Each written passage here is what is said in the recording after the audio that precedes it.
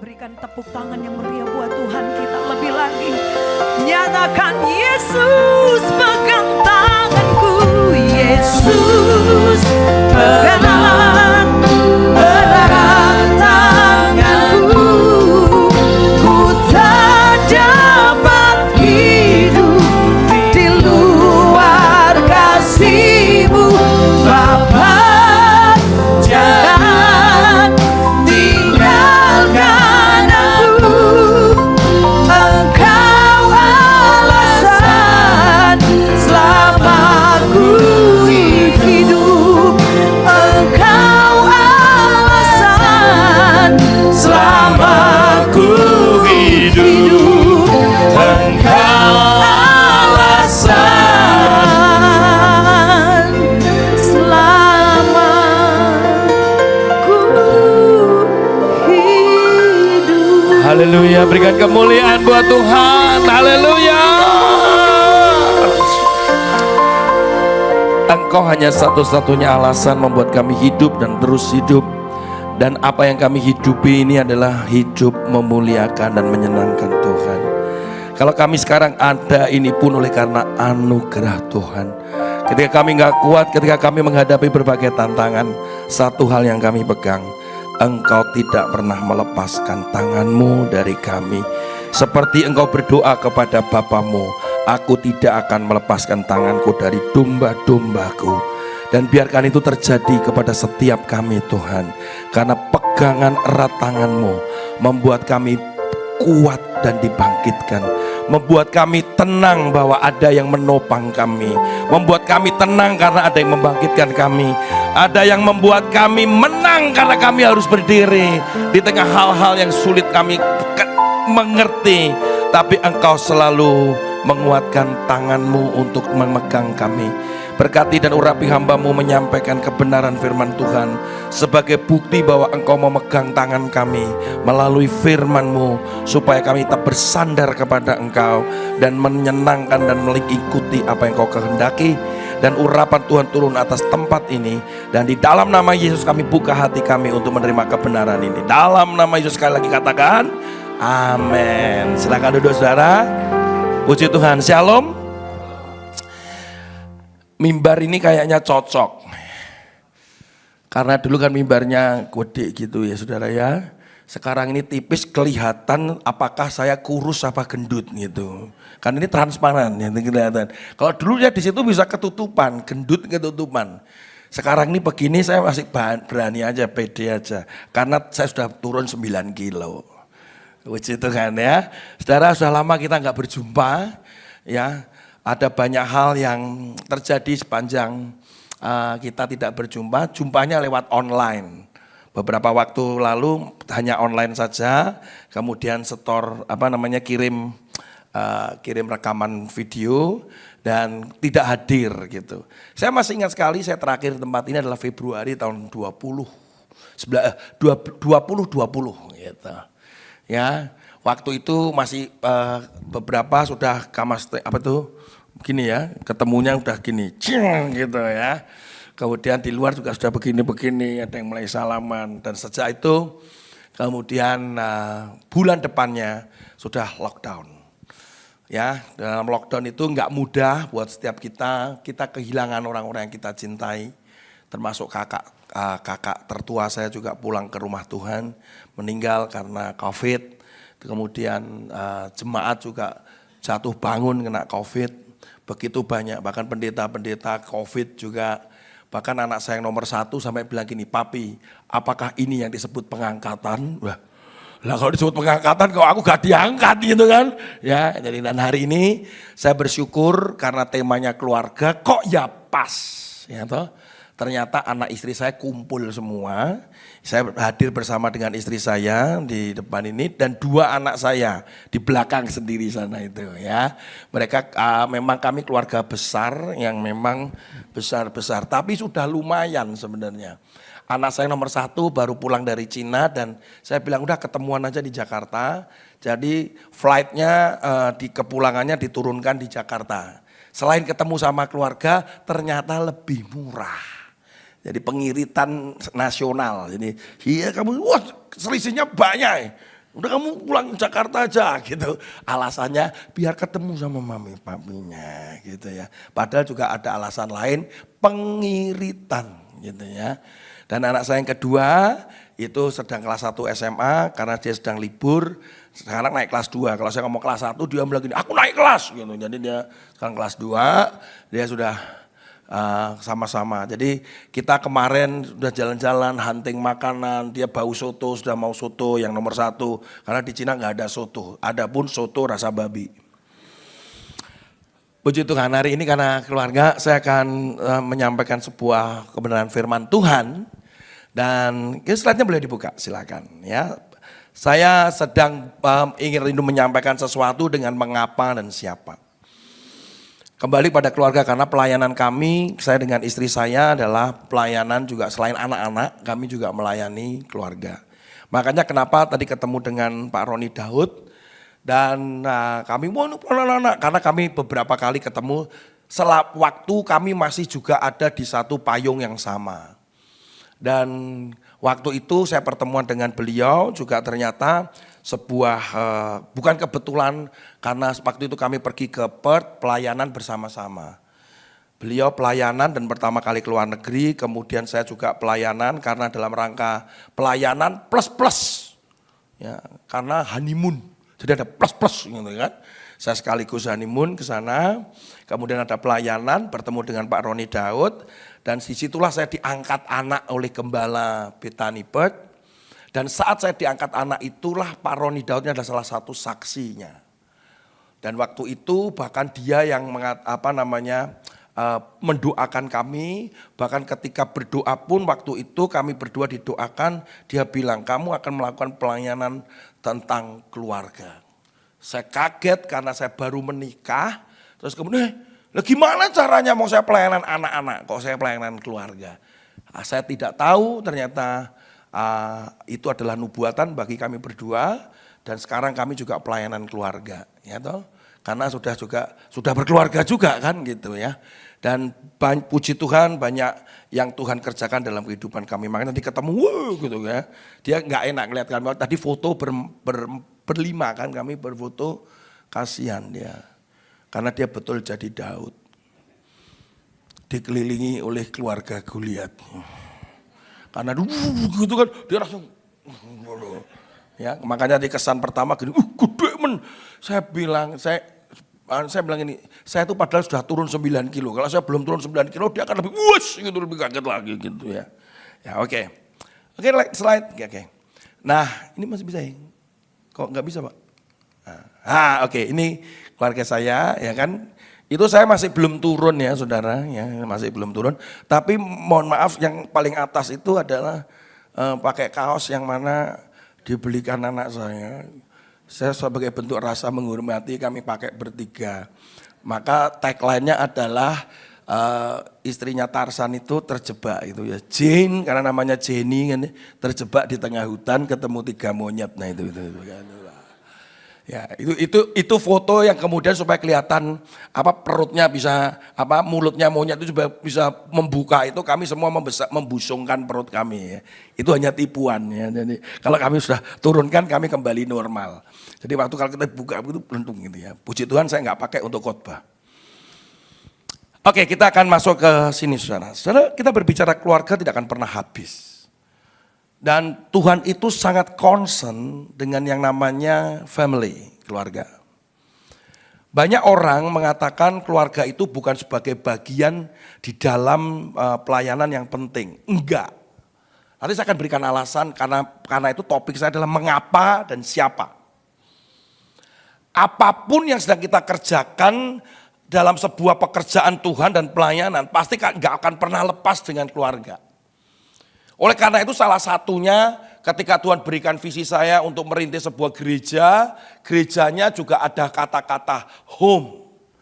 Tagline kami adalah feels like home. Bahwa keluarga itu menjadi sebuah kerinduan orang untuk menemukan di mana keluarga itu bisa dia merasakan kehangatan di sana. Apapun penelitian dari zaman dulu sampai sekarang bahwa keluarga yang dipulihkan akan memulihkan gereja, memulihkan kota, memulihkan bangsa, itu sampai hari ini terbukti. Bahwa orang yang kemudian keluarganya harmonis, keluarganya itu baik dan kemudian memberikan sebuah nilai. Dengan di situ menjamin dan memastikan banyak hal yang positif bagi anak-anak dan keturunan. Saya membaca sebuah buku judulnya bagaimana Strengthen Family. Bahwa dalam sebuah penelitian dikatakan bahwa ada 6 hal yang menguatkan keluarga. Di mana kekuatan sebuah keluarga itu akan membuat generasi itu makin hari makin baik. Tetapi fakta yang kita hadapi sekarang, kenapa? Kalau pertanyaan gini, kenapa begini, kenapa begitu, kenapa generasi muda begini, kenapa generasi muda begitu? Pengalaman saya dengan istri saya ketika pelayanan keluarga dan konseling, semuanya berawal dari keluarga. Ketika anak itu, kami menghadapi anak yang datang ke sekolah bawa pisau, ternyata bawa pisau di tasnya, kemudian dia ambil pisaunya, kemudian dia kejar teman-temannya. Kemudian semuanya gurunya sampai datang menghubungi kami. Kemudian orang tuanya harus datang kepada psikolog atau seorang hamba Tuhan. Maka dirujuk kepada kami. Karena saya kenal dengan orang tuanya, saya pikir gini, wah jangan. Saya kalau bisa jangan, karena saya tahu orang tuanya, saya nggak enak nanti terjadi bias. Karena saya tahu orang tuanya nanti kalau akhirnya kebongkar kan jadi nggak enak. Tapi ternyata orang tuanya malah berpikir kepada saya begini, udah cocok aja sama Pak Tony sama Bu Jenny. Akhirnya ya udahlah kita datang. Ujung-ujungnya di mana? Ujung-ujungnya adalah pada keluarga. Apa yang terjadi? Orang tuanya terlalu banyak pelayanan, kemudian nggak banyak ngurusin anak-anaknya, membandingkan anak yang satu dengan yang lain. Bahkan ketika ketemu dengan dia saja, saya harap dia bertanya kepada kami tentang anaknya. Ketika ketemu di lobi kantor, gitu kan, kok Tony, tiba-tiba, waduh kok aku nih, kemarin aku sibuk, aku tuh gak nyempet aku gini, minggu depan ini aja aku sudah pergi ke sini. Pertanyaan saya, yang tanya siapa? Sebetulnya kan dia datang, ketemu saya gini, gimana kok Tony, anakku gimana? Apa yang terjadi? Kan begitu, enggak, malah ngomongin pelayanan, men. Saya sudah gini, udah cocok nih kayaknya. Bener nih anak ini, bener-bener karena sesuatu yang something happen dari orang tua. Bapak Ibu melakukan apa saja, tapi lihat bahwa bagaimana Alkitab itu begitu concern dengan yang nama keluarga. Ketika kita berbicara di dalam Kejadian aja di awal kitab itu berbicara tentang apa? Tentang bagaimana pertemuan antara Adam dan Hawa. Bukankah itu sebuah pernikahan? Bukankah itu sebuah pernikahan yang diberkati, dikuduskan? Kita ngomong lagi di kitab terakhir dari Maleakhi. Ini salah satu yang ditulis oleh Pak Roni Daud nih. Kalau Pak Roni Daud ada gini, lu kan yo pernah aku ngomong gitu ya. Bahwa apa yang terjadi, bahwa kitab Maleakhi sebagai kitab yang terakhir, bahwa apa yang terjadi di akhir zaman ada pemulihan. Ini berbicara keluarga di perjanjian baru. Diawali dengan silsilah Yesus dalam Injil Matius, Markus, dan Lukas. Bukankah itu berbicara keturunan? Keturunanmu itu seperti apa? Tadi saya lagi berdiri dengan anak saya yang kedua, ada satu jemaat berkata gini, wah Pak Tony, ngeliatin saya gini, kayak fotokopi gitu. Bayangin betapa senangnya orang tua itu ketika anaknya ada, terus kemudian dia kayak fotokopi. Gitu. Bahkan anak saya itu pernah pakai jas saya. Ketika saya tidak pelayanan di gereja, saya tidak ada di gereja, waktu itu saya lupa waktu acara apa. Anak saya itu tiba-tiba dari rumah dia pergi ke gereja, pakai jas saya, pakai semuanya. Begitu dia datang begini, apa kamu yang khotbah? Gimana? Kemudian foto di lift, siap khotbah, gitu. Ya.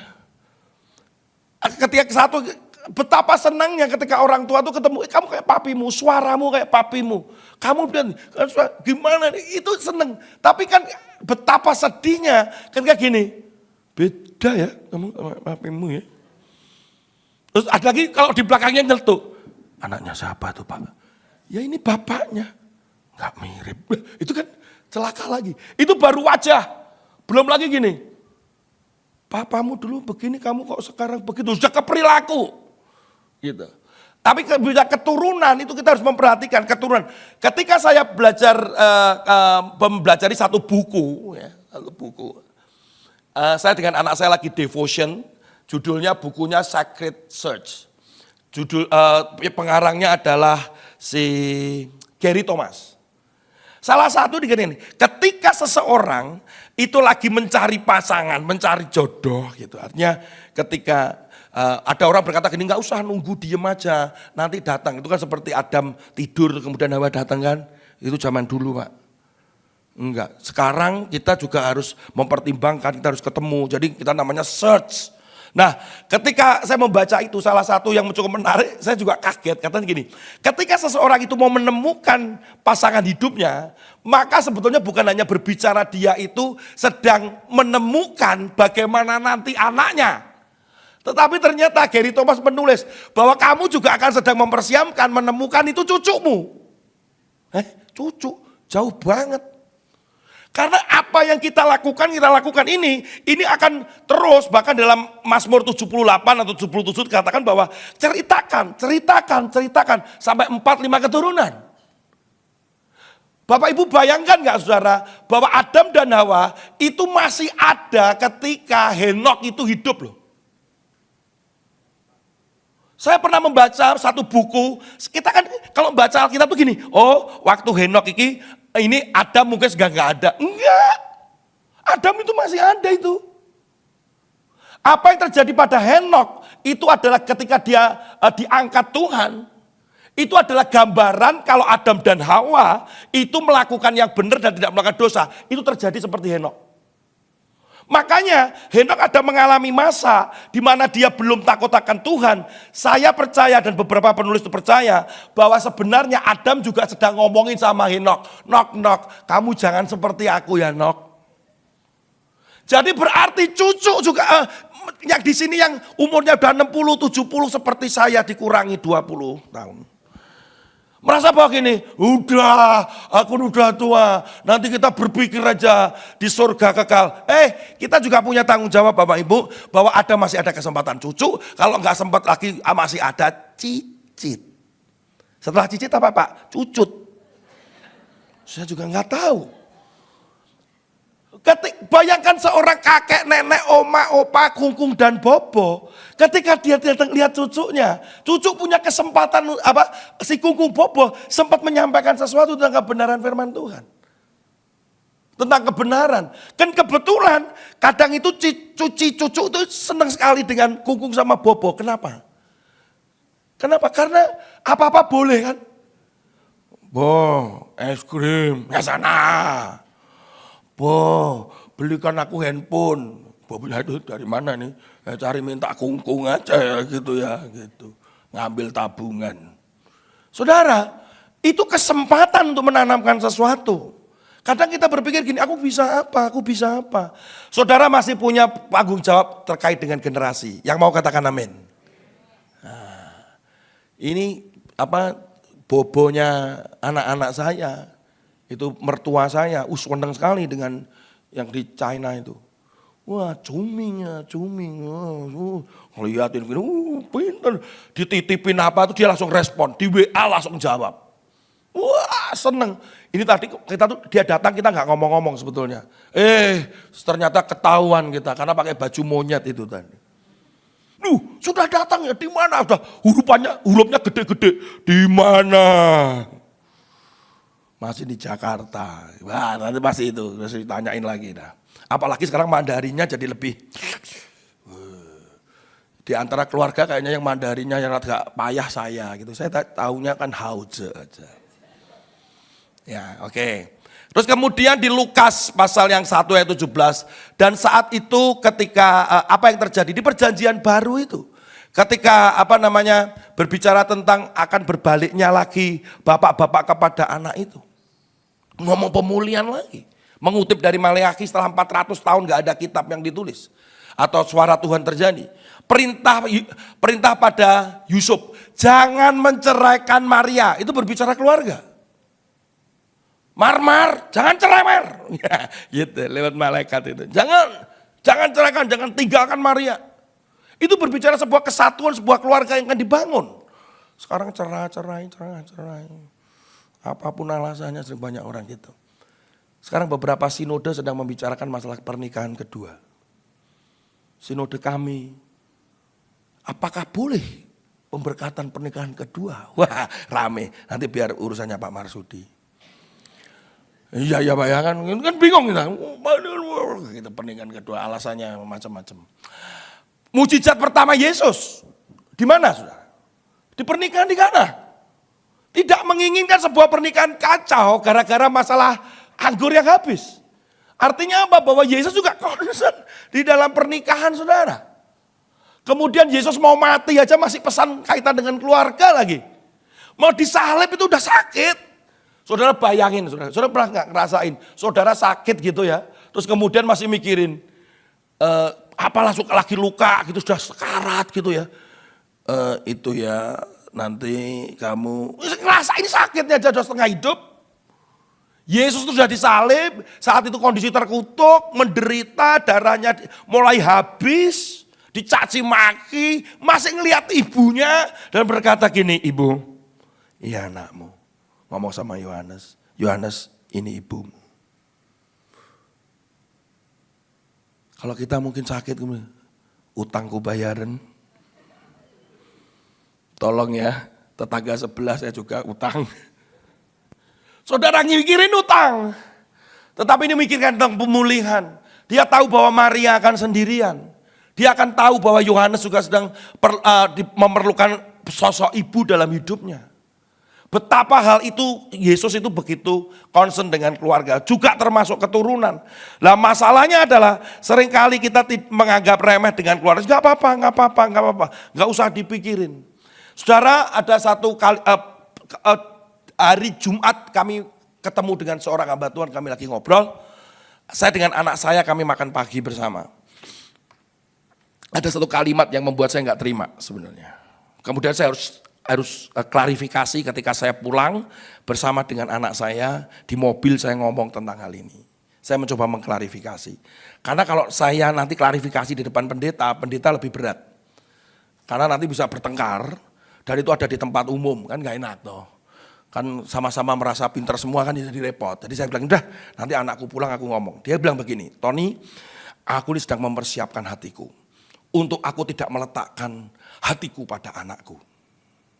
Maksudnya apa? Aku nih gini Ton, 2 hari yang lalu itu aku sakit hati. Duh kenapa? Aku tuh tiap hari kan telepon anakku. Oh ya, karena anaknya sekolah di luar negeri. Oh ya, terus anakku tuh tiba-tiba 2 hari yang lalu tuh telepon aku.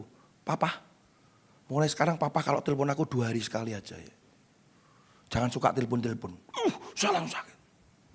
Nah kemudian akhirnya saya berdoa dan begini, Tuhan ini kok begini ya? Ya kamu harus, katanya begini, saya harus belajar menjauhkan hati saya pada anak saya. Kalau selama hati saya di anak saya, maka Tuhan akan selalu bisa menjadi nomor 2 atau berapapun. Saya jadi berpikir, jadi nanti kalau sudah anaknya nikah, terus anaknya berarti hatinya enggak di situ juga. Saya bilang sama anak saya akan tetap hati saya ada di kalian. Tuhan itu bukan berbicara masalah prioritas, tetapi terletak the whole of our life. Ketika kita meletakkan hati anak kita pada anak kita, sebenarnya ada kasih Allah yang ada di situ. Kalau enggak saudara, kita itu diberi satu kepercayaan oleh Tuhan. Bukan berarti kita mengekang anak kita, no, bukan. Tapi kita sudah pernah dipercaya Tuhan. Dan kita tetap mengasihi anak kita. Ada apa-apa, kalau toh pun enggak dihubungi dan apa, tetap hati kita ada di situ. Kita masih mendoakan anak kita masih mendoakan cucu kita. Bukan berbicara masalah telepon dan menelpon, gitu. Tapi berbicara masalah hati itu. Oke, saya akan masuk ke sini. Lihat ini, oke. Saya akan cerita tentang ini. Ini terjadi pada sekitar tahun revolusi industri tahun 1760 sampai 1850. Bapak Ibu bisa lihat sejarah. Kejadiannya semua saat itu semua bekerja. Semua kerja. Karena itu revolusi industri, karena mereka harus ada pabrik-pabrik membuat senjata, mesin lah, yang apalah. Semuanya bekerja. Enggak hanya bapak atau enggak hanya suami, tetapi istri, ibu semuanya kerja. Ketika mereka bekerja, ada sesuatu yang menjadi kurang. Apa? Ketika pendidikan anak itu menjadi berkurang. Anak-anak juga kebingungan, mereka tidak belajar apa-apa, dan akhirnya mereka terbengkalai. Dan kemudian semestinya di mana keluarga itu harus bersama-sama, belajar bersama, Bahkan mereka bisa berkumpul bersama. Pada saat itu inilah yang menyebabkan salah satu fungsi keluarga itu runtuh dan masyarakat berubah. Karena bekerja, kemudian anak-anak nggak tahu kemana, mereka bermain sedemikian rupa, mereka nggak belajar. Bukankah sebenarnya itu juga sedang terjadi hari-hari ini? Ketika satu istrinya bekerja, bapaknya bekerja, semua bekerja, terus anak-anak udah dileskan terlalu banyak, les ini, les itu. Terus kemudian bahkan anak itu sekolah sampai setengah hari. Kemudian mereka kok ada nganggur sedikit suruh ngapain. Anak pun sibuk, hubungan dengan keluarga pun. Ini runtuh loh.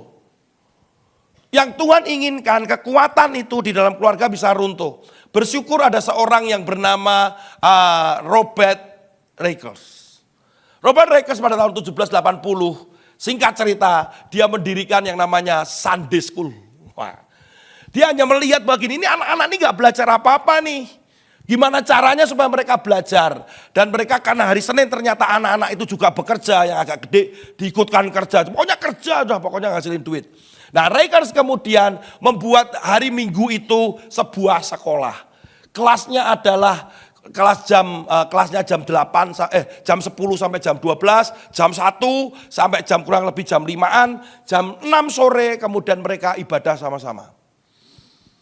Anak-anak itu belajar apa? Mereka itu belajar berhitung, membaca, menulis dan belajar Alkitab. Maka muncullah yang istilah namanya sekolah minggu adalah ini. Jadi kalau guru sekolah minggu tidak tahu Robert Rakers perlu bertobat. Karena ini adalah bapak sekolah minggu dunia. Dan kapan sekolah minggu didirikan pertama kali? Bulan Juli ya, bulan depan, berarti bulan sekolah minggu. Tepat kalau gitu pergi ke mana tuh, Seaword. Nanti kan ada pengumuman tuh ya, dalam rangka sekolah minggu tuh. Ya, maka dukunglah.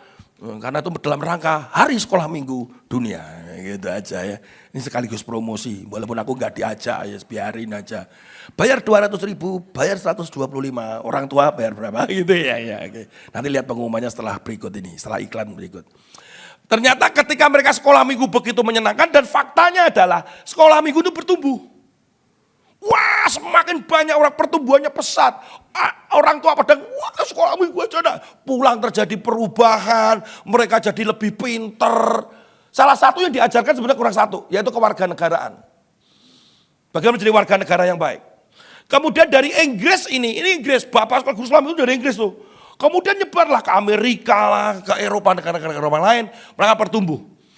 Faktanya sebenarnya setelah 50 tahun dari 1870 itu, 50 tahun kemudian apa yang mereka hasilkan sangat luar biasa.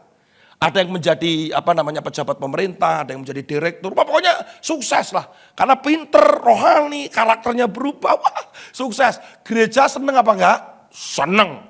Orang tua seneng enggak? Seneng. Wah seneng dong. Wah, makin seneng maka gereja makin menggunakan fasilitasnya, mendatangkan guru sekolah minggu, mentrainingkan guru sekolah minggu, kemudian memfasilitasi ada acara berbagai macam, maka jadilah sekolah minggu yang hebat. Salah Pak Tony? Enggak. Karena gereja ingin memberikan yang terbaik dan tahu ternyata di situ juga kesempatan untuk membuat anak-anak ini kembali percaya dan diselamatkan. Orang tua senang? Senang. Wah, bawa sekolah minggu. Saya juga salah satu yang didorong terus sama mami saya ke sekolah minggu. Saya dapat hadiah gede-gede karena setiap kali harus ke sekolah minggu. Kecuali papiku. Karena papi saya belum percaya Yesus kan. Mau berangkat sekolah minggu diajak makan. Mau berangkat sekolah minggu diajak wisata. Mau sekolah minggu diajak makan soto di luar kota. Mau sekolah minggu diajak makan sate di luar kota. Rumah saya kan di Madiun. Bayangkan, tiba-tiba bisa minggu tuh gini, ayo ke Surabaya. Papiku berusaha supaya saya dan mami saya tidak ke gereja, saya nggak ke sekolah minggu. Dan biasanya mamiku akhirnya bertengkar dengan papiku. Puji Tuhan, papiku sudah bertobat. Dan sekarang sama-sama mamiku di surga. Amin. Ya, tinggal anaknya aja. Tinggal gitu. Nah, saudara, kembali lagi bahwa sekolah minggu senang semuanya. Saya adalah produk sekolah minggu. Saya percaya Bapak Ibu juga membawa anak sekolah minggu hari ini jam 10 ini. Makanya banyak karena anak ke sekolah minggu. Dan tenang-tenang saja. Liburan, oke. Wah, liburan ikut retret. Kembali lagi ke Seaword lagi. Ayo, udah ikut di situ. Senang. Tapi ada satu yang dari kesenangan itu. Sebuah euforia. Fungsi keluarga untuk memuridkan gak ada lagi. Karena memberikan kepada pihak ketiga nih. Mas, anak kita ini suka berkata kotor, ikut ke retret aja. Anak kita ini kurang baca firman Tuhan, sekolah minggu. Loh, itu bukan tugas sekolah minggu, tugas saudara. Apalagi ditambah gini, kita masukkan sekolah Kristen aja. Bukan hanya Kristen. Karena kan hebat, Kristen. Tiap hari ada devotion, hari Jumat ada ibadah, hari Minggu masuk ke gereja. Wow, orang tua makin begini. Gitu. Cuan. Anaknya gini, loh kamu gitu. Sekolahmu gimana sih? Kok gak diajarin? Apakah itu yang Tuhan mau? Saya mau bilang, saya bukan berarti meniadakan sekolah minggu, no. Saya juga cinta anak-anak, saya juga pelayanan anak-anak, saya mentraining guru sekolah minggu. Tapi yang terjadi adalah ketika orang tua akhirnya melepaskan tanggung jawab itu. Siapa ini tanggung jawabnya? Gereja dong. Siapa? Sekolah dong. Orang tua gimana sih? Tuhan bilang, kamu sebagai ayah dan ibu mereka. Kamu yang sebagai sebagai kakek dan nenek, itu loh cucumu. Gak bisa, siapa yang mendoakan anak kita? Maaf ya, belum tentu guru sekolah minggu mendoakan anak-anak sekolah minggunya. Karena terlalu banyak, ngurusin anak segitu banyaknya. Belum yang satu, maaf, sana. Satu nangis itu, satu macam-macam. Guru sekolah minggu itu kasihan. Kalau ada yang salah gak rohani, yang disalahin guru sekolah minggunya. Anak saya kok bisa berkata kotor dari mana, Pak? Diajari apa saja tuh? Kalau sekarang ada orang tua tuh ngomong sama saya balik. Lah kamu di rumah ngapain saja tuh? Ngajarin anakmu siapa? Kamu berapa waktumu dengan anakmu? Kamu ajari firman Tuhan apa doa apa tidak? Kamu saat teduh apa tidak? Apakah hubunganmu dengan suamimu, dengan istrimu dengan baik? Sudah tidak? Kamu aja begini apa sudah? Entah gituin. Paling gini, sudah aku udah ke gereja. Ya bukan urusanku, itu urusanmu dengan Tuhan, kalau urusannya dengan gereja. Kita nggak apa-apa, kita ngomong baik-baik juga nggak apa-apa, kita sering dimarahin. Kita tegur juga nggak apa-apa. Kita nasihatin juga nggak apa-apa. Kenapa? Karena apa yang menjadi harapan kita itu adalah anak-anak itu benar-benar menjadi anak-anak yang cinta Tuhan, generasi yang kenal dengan Tuhan. Amin. Coba ini bayangin. Nah ini, itu gambar satu itu bayangkan 1 jam. Ke sekolah mingguan nggak baca 1 jam lah. Setelah COVID jadi setengah jam. Ya, kalau orang tuanya nggak datang 1/4, nggak datang lagi 10 menit, ya itu 1 jam lah. Bandingkan dengan jam-jam yang lain, itu 68 jam. 1/68 loh. Mau ngomong rohaninya jadi apa? Saya itu melayani KKR anak, retreat, anak-anak dilawat Tuhan, luar biasa. Terakhir 3 minggu yang lalu di Semarang. Ada anak nangis cuma dipeluk Tuhan. Anak ini nangis, tiba-tiba dia nangis. Waktu saya doain dia, tiba-tiba dia histeris dan tertawa. Wah, saya bilang gini, kamu benar-benar dapat sukacita dari Tuhan. Kamu seperti terbeban berat sekali dan kamu lepas. Nangis sambil tertawa dia. Dia nangis sambil tertawa terus gimana coba? Karena dia meneteskan air mata terus kemudian dia tertawa. Saudara tahu siapa nih? Anaknya pendeta. Gurunya cuma bilang gini, Pak itu anaknya pendeta, Pak. Dia tertekan sekali sama bapaknya. Nak, semoga Terry dan cucu kamu jangan tertekan padaku ya. Kamu jangan merunduk aja ya. Jangan-jangan kamu tertekan pada bapak dan ibumu. Dia ini tertekan karena bapaknya itu munafik menurut anak ini. Apa yang dikhotbahkan beda dengan apa yang di rumah. Dia sering dipukulin, dihajar oleh bapaknya. Dia menderita sekali. Hari itu terjadilah pertobatan, lawatan Tuhan. Pertanyaannya, pulang dari retret, kira-kira dia menemui bapak yang sama enggak? Ya masih lah. Anggap aja retretnya itu 3 hari, 2 hari semalam, kan lumayan. Berapa jam dia dengerin khotbah. Tapi berapa jam dia dibandingkan itu dengan orang tuanya. Saudara, jadi gak bisa kita ngomong gini, gereja lah, retret hanya sekedar itu. Gereja memfasilitasi, mendukung, memberikan pelatihan, memperlengkapi. Tetapi pemuritan untuk generasi itu tanggung jawab pertama itu harus keluarga. Yang percaya katakan amin. Yang setuju dengan saya katakan amin. Gereja ini ada untuk memperlengkapi saudara. Gereja ini ada untuk mengingatkan saudara. Gereja ada ini untuk mendoakan saudara. Tapi kita lupa bahwa ternyata kita sedang meletakkan pemuritan anak-anak kita kepada gereja. Kemudian kalau terjadi apa-apa, gereja yang dimarahin. Gereja ini ngapain aja tuh? Kami ini kerja, Pak Pendeta. Tolong dong. Kita juga melakukan juga habis-habisan. Bahkan kalau jadi gembala, jadi pendeta itu saya pernah ketemu itu juga gitu. Enak gembala itu. Modalnya apa? Mulut saja. Belajar firman.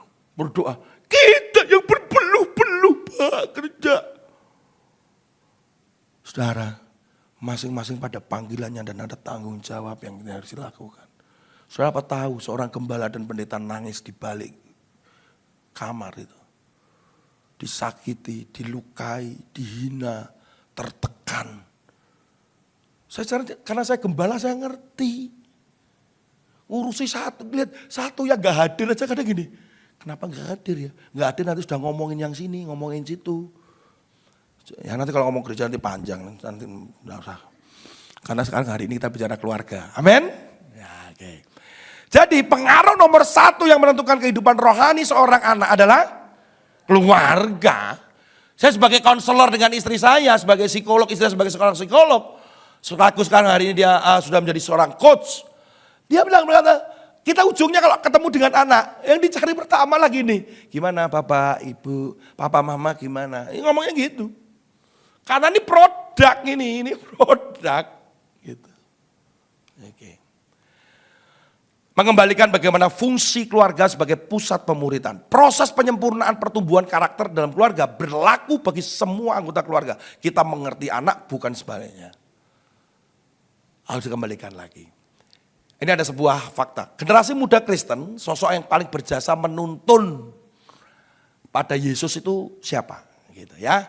Ini sebuah survei dilakukan oleh BRC atau Bilangan Research Center yang nanti bulan depan atau apa ada penelitian riset yang baru yang akan dilakukan dengan presentasi yang baru.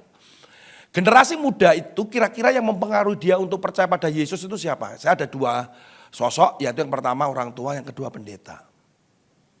Kira-kira siapa yang mempengaruhi mereka untuk datang pada Yesus? Nah, puji Tuhan, pendeta dapat poin 10,6%. Data ini diambil dari mana? Ini adalah data anak remaja di Indonesia. Orang tua, wah ini orang tua.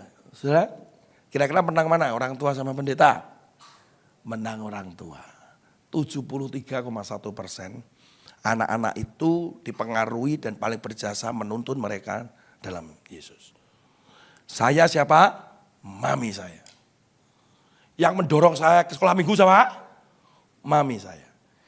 Ngajari doa puasa, mami saya. Ngajak doa malam, mami saya. Bukan pendeta loh. Ton, temani mami. Kemana mam? Doa malam. Ngantuk, temani mami. Saya di situ ketemu dengan orang-orang yang orang tua-tua. Mamiku doa, aku bilang doa. Tua-tua. Saudara tahu kalau doa itu, doa malam itu namanya doa semalam suntuk. Suntuk betul. Kalau penyembahan itu begini. Gitu. Haleluya. Gitu. Saya bilang gini. Wah suntuk dah bubar ini. Pasti orang ngantuk semua kan. Karena suntuk. Saya waktu itu ketua remaja. Waduh males ya. Karena semua pada suntuk. Saya datang ke waktu rapat remaja itu. Semua pengurus remaja wajib doa malam. Tak gituin. Loh wajib ya. Maksud saya nemenin saya. Kan ketua bro. Ayo ikut ya. Terus kita doa malam, musik lengkap.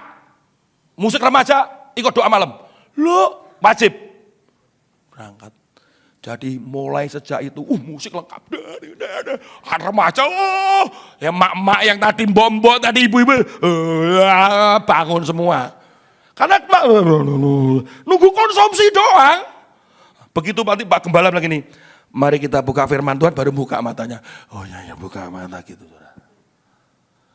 Bayangin, karena mami saya. Retret dipaksa mami saya. Saya nggak mau ikut, mami saya gini, Ton, retret lo dekat. Ikut sana. Aduh mami, libur kan? Iya, ikut. Aduh, males. Ikut nggak? Ikut. Di situ saya bertobat. Terima Tuhan Yesus, di situ saya. Ternyata orang tua itu banyak loh pengaruhnya. Ya. Nah, tapi ada tapinya. Tapi masalahnya hanya 23% orang tua yang dianggap baik dalam membimbing spiritualitas anak selanjutnya. Ternyata ketika dia ngerti, oh ya kamu dan itu bagaimana memuridkannya, nggak ngerti. Tidak bisa menjadi teladan, ngawur, nah itu macam-macam jadinya. Gitu. Nah ini yang perlu diperlengkapi.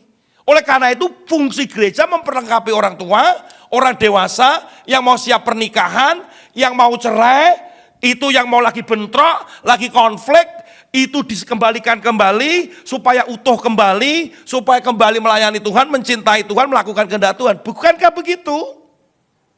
Ada seminar, ada ini, ada itu untuk memperlengkapi saudara, saudara melakukan perubahan, terjadi di dalam keluarga, terjadi sebuah terobosan. Dan keluarga itu memberkati keluarga yang lain, dan di tengah masyarakat, saudara menjadi berkat. Saya baca buku judulnya Unmasking Devil, John Ramirez.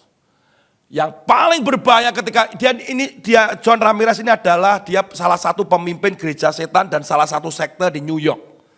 Ketika dia bertobat, kemudian dia menulis sebuah buku judulnya Unmasking the Devil, bagaimana membuka topeng iblis dan bagaimana rencana mereka. Yang cukup mengejutkan adalah bahwa dia menyebutkan strategi iblis yang dilakukan adalah pencurian identitas dan kehancuran keluarga. Di akhir zaman ini sadarilah bahwa masa pandemik itu bukan hanya masa di mana kita bisa berkumpul bersama keluarga. Faktanya setelah pandemik terjadi kesibukan orang untuk mempertahankan hidup. Ketika mereka akhirnya mencari uang, kemudian bagaimana dia bertahan dan survive. Ketika itu anak-anak mengalami masalah dan mentalnya mengalami gangguan. Dan oleh karena itu terjadi hari-hari ini salah satunya. Bapak Ibu tahu berapa yang mengalami gangguan mental dan gejala mental? Untuk anak umur 10 sampai 17 tahun, 40% dari jumlah umur 10 sampai 17 tahun. Bukankah itu nanti beberapa tahun kemudian mereka adalah generasi berikutnya untuk gereja ini, untuk bangsa ini, untuk bisnis saudara, perusahaan saudara, dan untuk mereka melakukan usaha itu? Kenapa mereka bunuh diri? Kenapa mereka tiba-tiba melakukan kekerasan? Kenapa yang terjadi di Tangerang kemarin di Banten? Kemudian hanya karena satu dia nggak puas dengan konser yang begini, dihancurin itu semuanya konser itu. Dan di situ adalah anak-anak muda. Saudara, kita sedang mengalami masa-masa yang berat. Kembali kepada keluarga, keluarga diperlengkapi oleh gereja. Bagaimana kita memperhatikan keluarga ini? Jangan abaikan apa yang dilakukan oleh guru-guru sekolah minggu sekarang hari-hari ini. Mereka sedang bagaimana, tapi mereka harus kembali dan ketemu dengan keluarga. Lihat ini, fakta bunuh diri itu anak-anak sekarang. Bunuh diri lah, kemudian itu 80 ribu pemain judi online, itu adalah anak di bawah umur 10 tahun. Yang dimainkan berapa triliun, judi secara total ya. Itu melebihi APBN. Bayangin ya, anak muda itu sudah begini. Ada negara salah satu yang di-ban, Filipina, terus Thailand atau mana di-ban, karena salah satu pusatnya ada di sana. Kemudian mem-ban beberapa situs, salah satu X, ya, yang X yang lagi rame. Anak-anak muda tuh dengan tenang tuh gini, begini caranya. Kalau pemerintah Indonesia melakukan supaya kita nggak bisa buka situs ini, saya tunjukkan caranya membuka. Loh, ini gimana sih? Sakit, Pak. Sakit. Kita sedang menghadapi ini. Apakah bonus demografi tahun 2045 itu akan menjadi bagian yang ini? Itu Indonesia emas. Maaf ya, secara apa yang kita lihat, saya kok ragu ya. Bukan saya tidak beriman, enggak. Kalau kita enggak melakukan apa-apa sama sekali. Itu bukan bonus demografi yang menguntungkan sebuah negara. Kita enggak sadar kita sedang menghadapi kehancuran itu. Orang Kristen harus berbuat sesuatu. Harus melakukan sesuatu. Mengapa saya dengan istri saya walau sudah mengembalakan, saya tetap concern di generasi. Saya masih mau. Saya masih ngajar sekolah minggu. Saya masih pelayanan anak. Hari ini aja saya kunjung lah. Kan biasanya saya kunjung ini. Supaya antenanya semakin kuat. Karena anak saya yang paling kecil, ayo Pi kapan potong rambut? Udah nanti aja lah. Ayo Pi potong rambut. Kamu potong rambut sendiri. Berdua mereka potong rambut cakep. Saya lebih cakep. Biasanya saya kunjung. Saya seneng aja, fun. Ya, lihat ini. Kasus bunuh diri, fenomena mengakhiri hidup. Anak-anak kita sedang menghadapi itu. Putus pacar, cinta. Kemarin ada umur 22 tahun. Putus cinta, turun, jatuhin. Berarti kan berangkat dari masa-masa itu. Enggak punya daya tahan.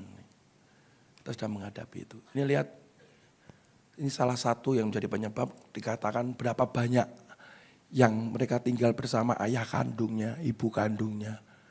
Yang mereka yang bekerja laki-laki dan perempuan. Siapa yang mengurus rumah tangga. Ini adalah data yang kita dapetin. Jadi bagaimana bersama dengan siapa mereka di rumah.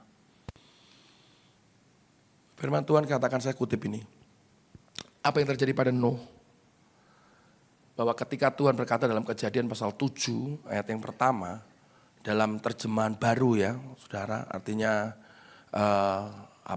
yang baru, yang TB2. Berfirmanlah Tuhan kepada Nuh, masuklah ke dalam bahtera itu. Apa katakan? Engkau dan seisi rumahmu, sebab engkaulah yang apa saudara? Yang benar dalam pandanganku. Di antara orang zaman ini, siapa? Nuh. Siapa? Orang tuanya. Pemulihan keluarga itu dimulai dari saudara. Bahwa kita nggak bisa menuntut anakku kok begini, mulailah dari dirimu. Saya tadi mengutip sedikit, saya tadi sedikit dengerin Pak Roni Daud kok. Dimulai suami istri. Kalau saudara lagi ada apa-apa lagi konflik, jangan-jangan kita memang lagi konflik, itu akan terbawa kepada anak saudara.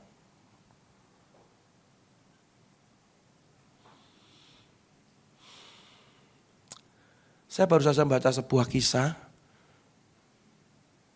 pendiri World Vision Internasional. World Vision. Kalau Indonesia WVI, World Vision Indonesia. Tapi World Vision yang ada di seluruh dunia. Saudara tahu pendirinya? Pendirinya pelayanan luar biasa. Setiap 1 tahun dia mempengaruhi orang 50 juta orang. Ada di 103 negara dia keliling. Bayangkan secara internasional aja dari Amerika, di Indonesia sudah ada. Dia orang yang terkenal sangat murah hati. Temannya aja menyebutkan kamu orang yang murah hati yang kutemui setelah orang Samaria yang ada di Alkitab. Orang punya hati untuk generasi, hati untuk orang miskin. Hati, wah luar biasa sekali. Tapi cukup menyedihkan ketika satu anaknya bunuh diri. Ketika dia pergi ke Vietnam, anaknya tuh bilang gini, Daddy pulang Odet. Aku cuma pengen dipeluk sama Daddy. Dan bapaknya gak pulang. Dan saat bapaknya gak pulang, dia cuma bilang gini, ya kan pasti Daddy gak pulang.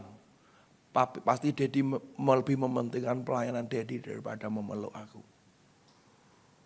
Ketika dia saat itu mau bunuh diri, dia gagal. Saat itu.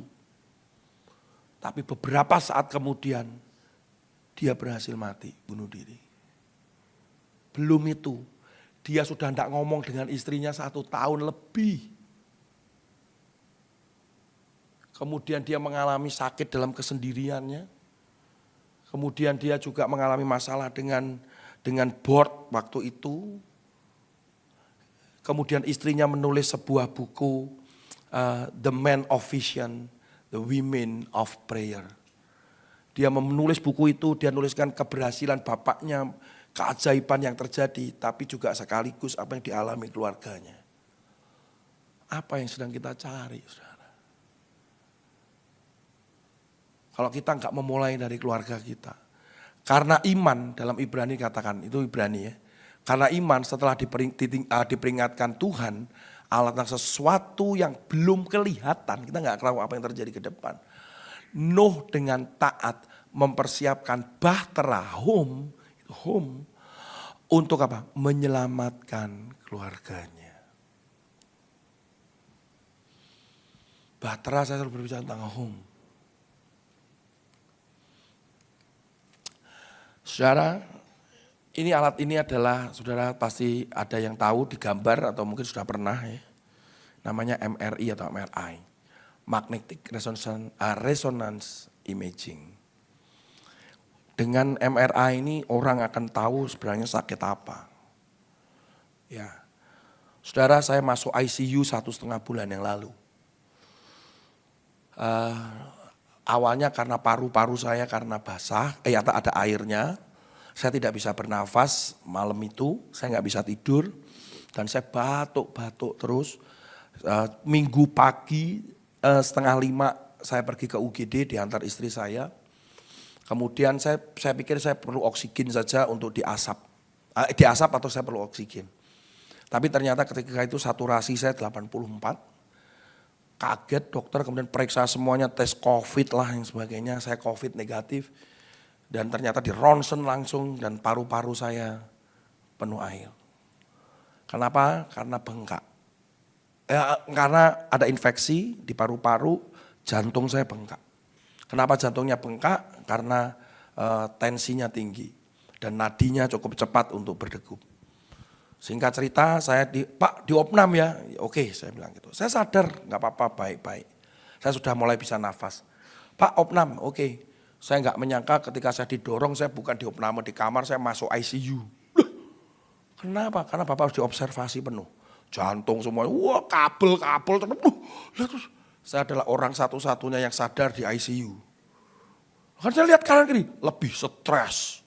Kenapa? Lah sadar masuk ICU. Bayangin suaranya tuh, tit. Waduh, saya bisa melihat itu semua loh. Tit.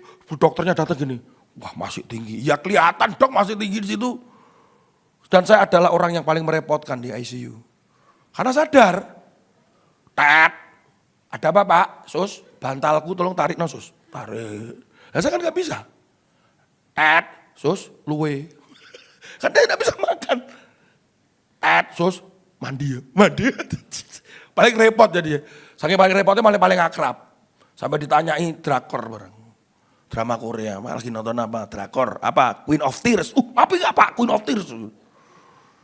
Saudara, semua dideteksi dan ternyata tubuh saya sedang tidak baik-baik saja. Dan alarmnya lagi difungsikan. Jadi sekarang alarmnya saya fungsi. Tweet, sudah fungsi. Makan banyak sudah stop, sudah stop, saya sudah ada cukup. Dulu kalau saya 4 tahun lalu atau 5 tahun lalu ke sini makan, ayo Pak makan, saya kira segini, waret gitu kan ya. Bukan berarti saya tidak perlu makan ya, saya perlu makan juga. Nanti siang jangan lupa. Belum gini. Nah, MRI itu deteksi apakah kita itu ada hal yang nggak benar, nggak baik nggak. Nah, kita juga sedang MRI nih. Apa yang terjadi dalam diri kita, keluarga kita? Ya, makanya saya singkat MRI gitu ya, MRI. Apa toh? M-nya itu apa? Nah, model. Bagaimana menjadi teladan yang dilihat, didengar, dirasakan oleh anak kita. Pertobatan dan perbuatanmu dimulai dari saudara. Bagaimana itu kita menjadi model. Ini berat, tetapi itu yang mendeteksi. Ternyata banyak anak muda, banyak anak kita itu akhirnya menyimpang. Itu karena kita tidak bisa menjadi model.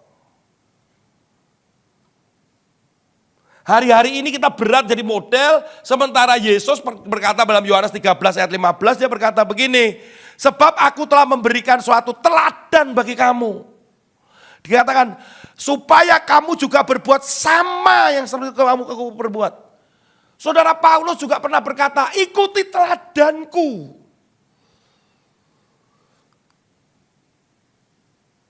Matius pasal 7 ayat 5. Mengapakah engkau melihat serpian kayu di mata saudaramu, sedangkan balok di dalam matamu tidak engkau ketahui. Kita sering ngomong dengan anak, kamu tuh kok begini. Ada balok di mata kita loh.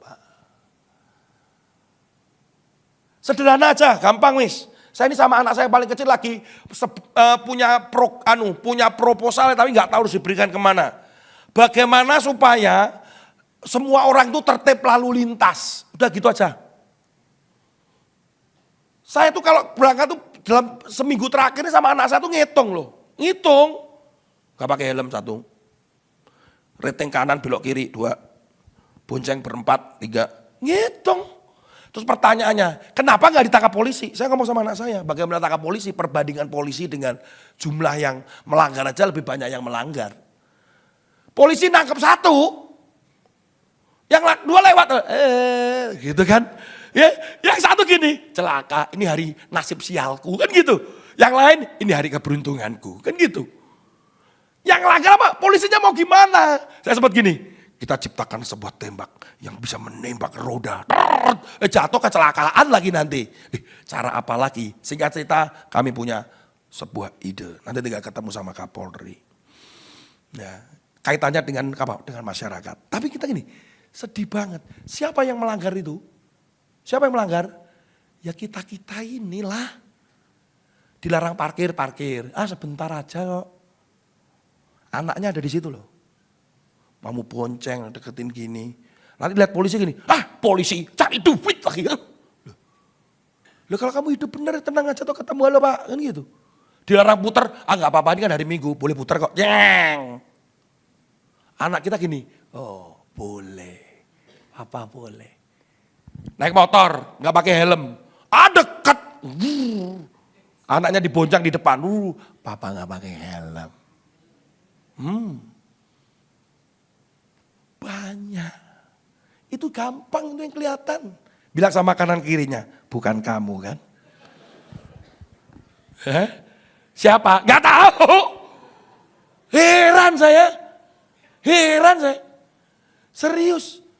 Saya tuh ditangkap polisi aja. Saya bukannya melanggar bu. Saya ditangkap polisi itu gara-gara saya tuh lampunya itu hijau. Saya naik mobil. Kemudian karena macet, maka lampunya udah merah kan. Tapi kan saya sudah terlanjur di tengah. Terus kemudian polisi bilang gini, berhenti pak, ditangkap. Enggak. Tunggu dulu pak, dia tahu bahwa tadi saya waktu jalan hijau.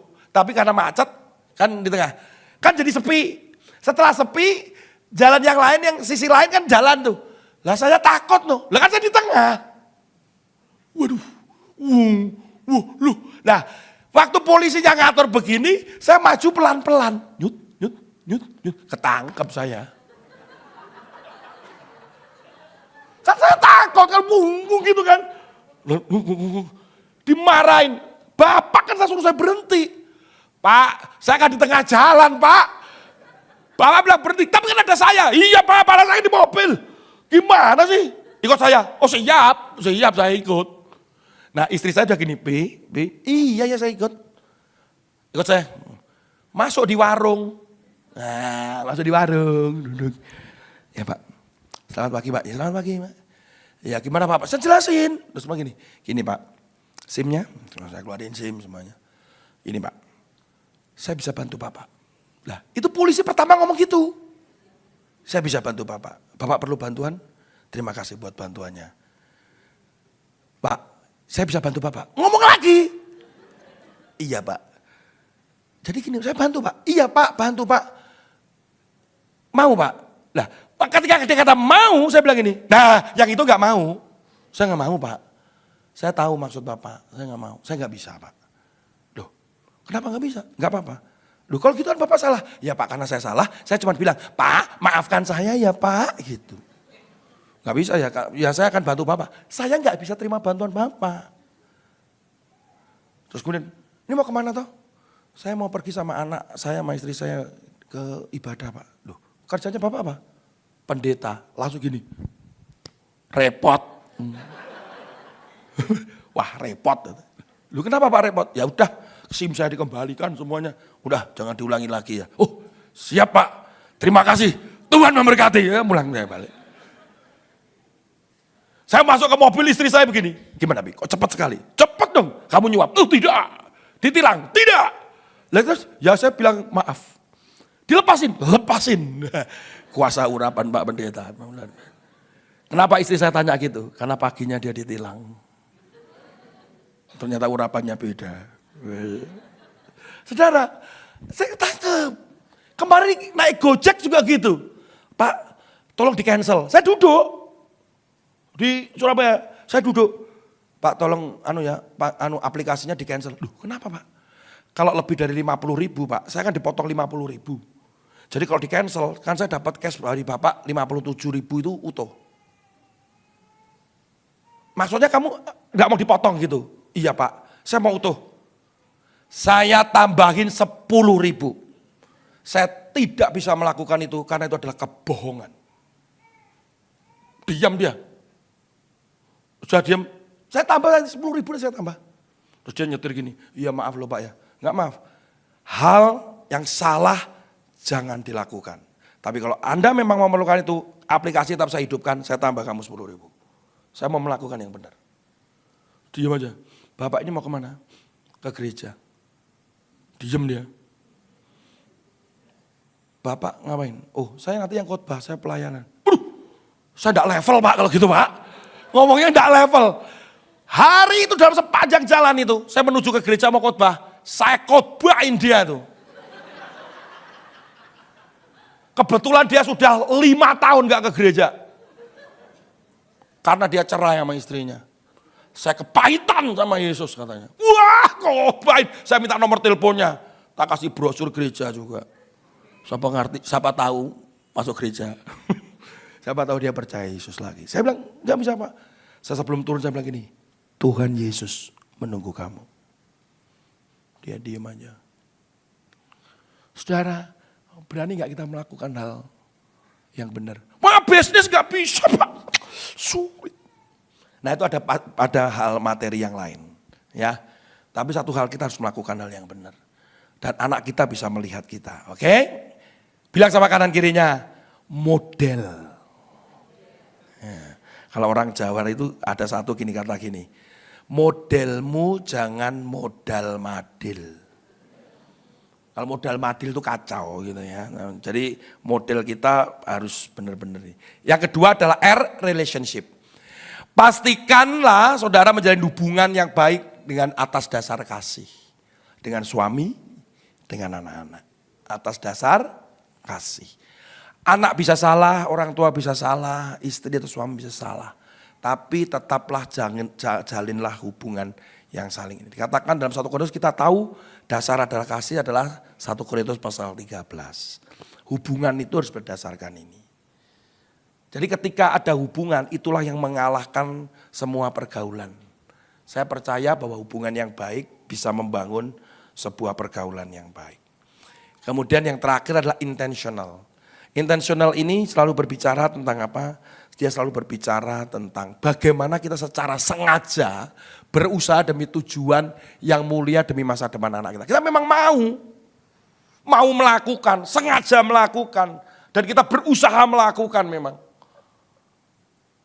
Satu effort, satu usaha, satu sacrifice, pengorbanan, sesuatu tindakan nyata. Bukan dari kata orang, hanya dari ngomong aja. Tapi memang saya mau melakukan itu.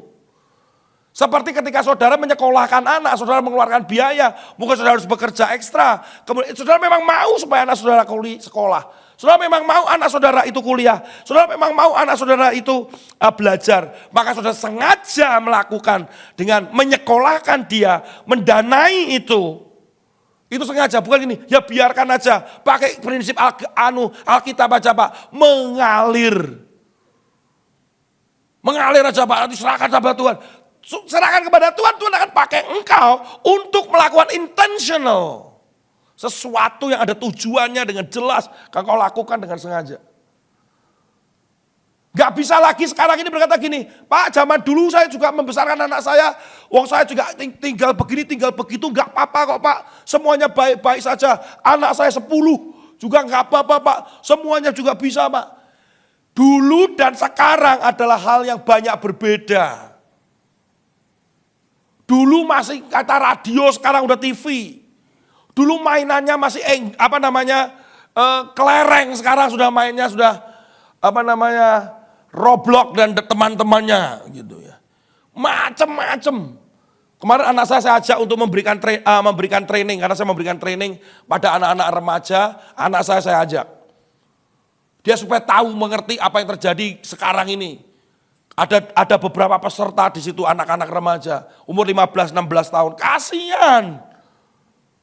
Yang satu gamernya Roblox, yang satu gamernya online, yang satu adalah pemain PS5. Ketika saya kasih tugas besoknya gini, saya belum selesai mister. Kamu pasti main PS5 itu. Iya mister, nah modelnya kayak begini. Yang satunya nggak bisa ngomong, diem aja. Aduh, ini gimana sih sebetulnya? Secara intensional kita memang mau melakukan sesuatu. Saya undang pemain musik untuk kita makan musik. Saudara,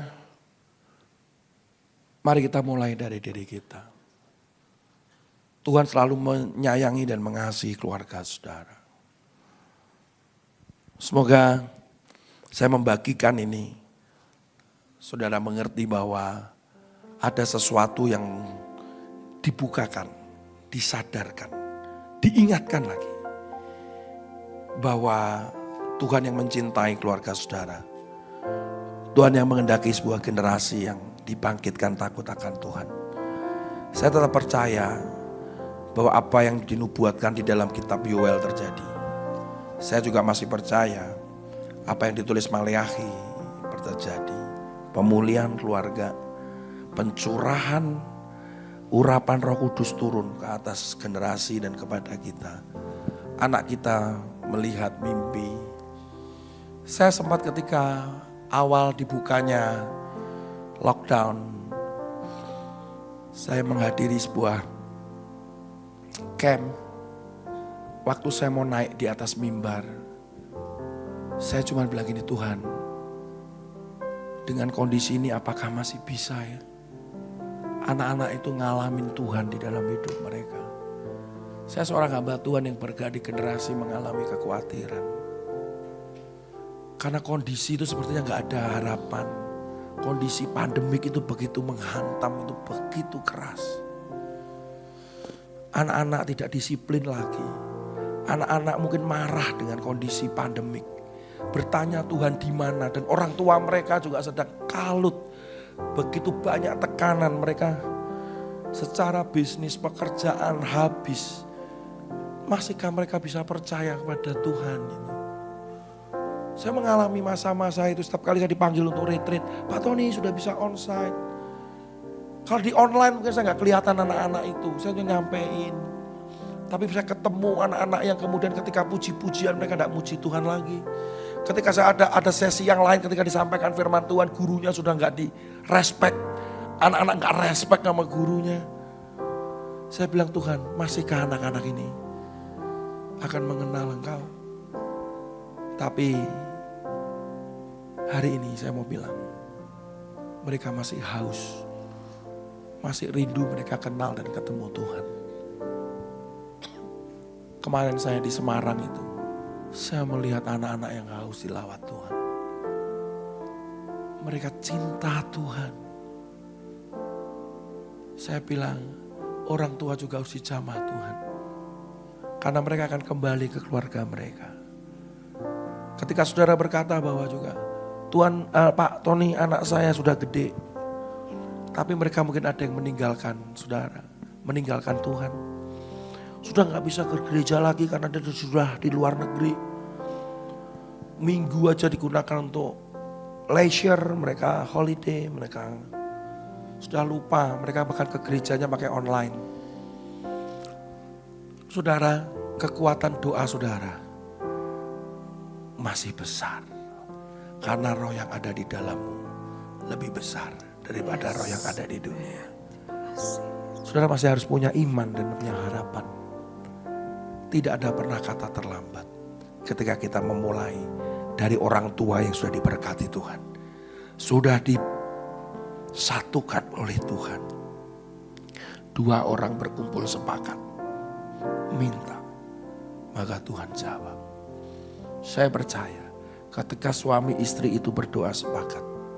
Maka Tuhan akan menjawab doamu. Tentang anakmu. Tentang cucumu. Pekerjaan mereka.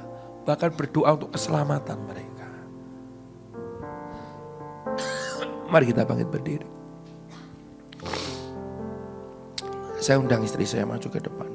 Saudara yang suami istri sudah bisa bergandengan tangan. Haleluya.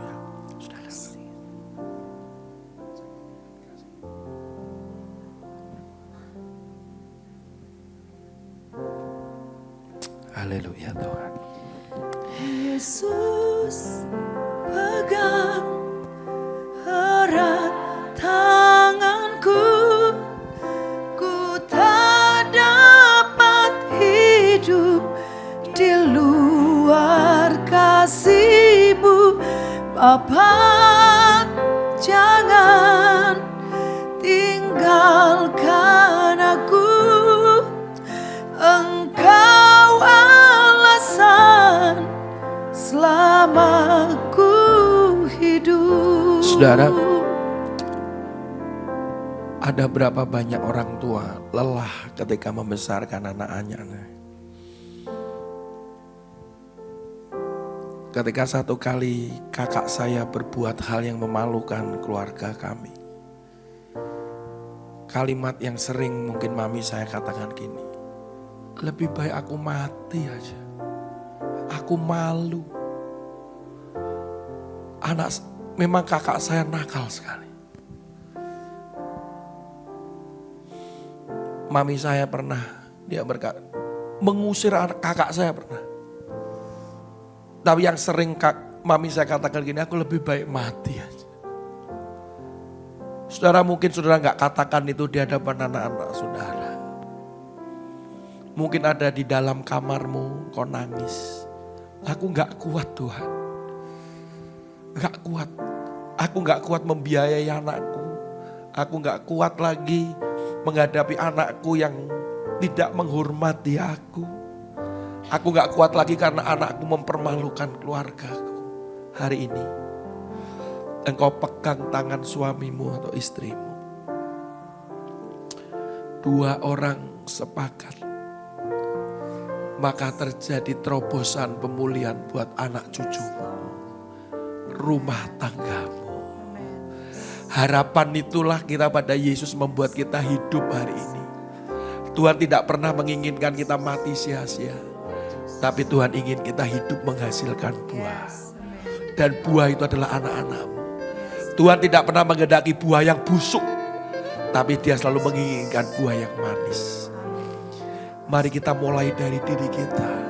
Jadi model. Jadi menjalin hubungan. Dan dengan sengaja kita mau melakukan untuk anak-anak kita dan generasi ini. Kita angkat tangan kita sambil bergandengan tangan sambil kita pujikan ini. Yesus megang erat tanganku, ku tak dapat hidup Di luar kasih. Engkau lihat tangan-tangan ini Tuhan. Jangan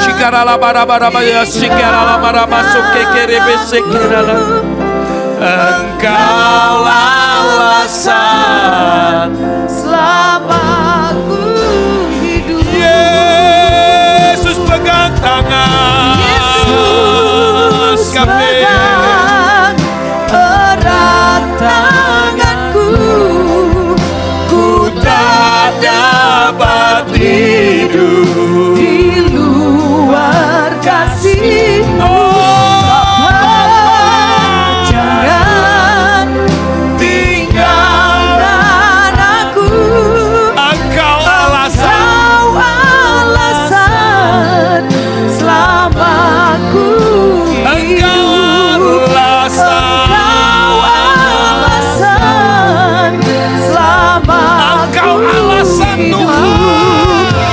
Engkau alasan selama ku hidup. Haleluya. Tuhan Bapa kami yang surga, saat ini ya Bapa, kami suami, istri dan anak-anak Tuhan, kami datang ke hadapan hadirat-Mu Tuhan.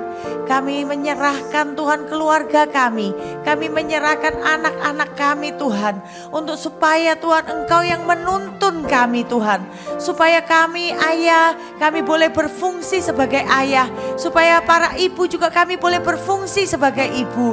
Biarkan Tuhan hati bapak-bapak berbalik kepada anak-anaknya, dan hati anak-anak berbalik kepada bapaknya, supaya janganlah Engkau datang dan musnahkan bumi seperti Engkau ada tertulis di dalam firman Tuhan. Karena itu ya Bapa, biarkan kasih-Mu yang mempersatukan kami. Amin. Biarkan kasih-Mu itu yang mengikat kami. Karena kami tahu ada satu rencana yang indah.